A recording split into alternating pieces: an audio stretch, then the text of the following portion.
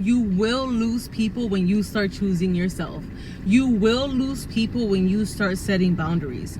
You will lose people when you start respecting yourself, because all of these things together mean that you're not going to choose someone else over you, and that you're not going to accept disrespect from anyone, right? Because if I have to respect myself, if I expect respect from myself, you best to believe that you're not going to come over here and disrespect me, right? Because by me allowing disrespect from you is me disrespecting myself. And we're not doing that, right? So when you choose yourself, when you start working on yourself, when you start loving and respecting yourself, you will lose people, okay? Not because you're doing anything bad to them, but because you're no longer pleasing them. You're no longer choosing them over yourself. You're willing to let them go because you need you, right?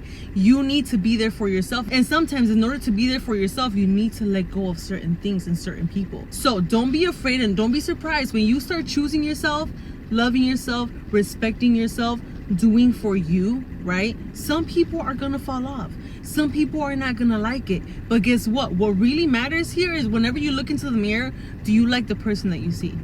Right? Because that's the one person you have to live with for the rest of your life. That is the one person who you need to work on day in and day out, not just for yourself, but for those around you as well. I always say, because people say working on yourself is so selfish. Sometimes you need to be selfish to be selfless, right?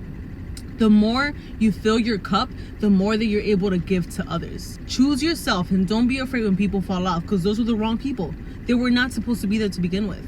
Okay, if people are getting offended by you choosing yourself, adios. Do you, love you, and do not be afraid to lose people or situations.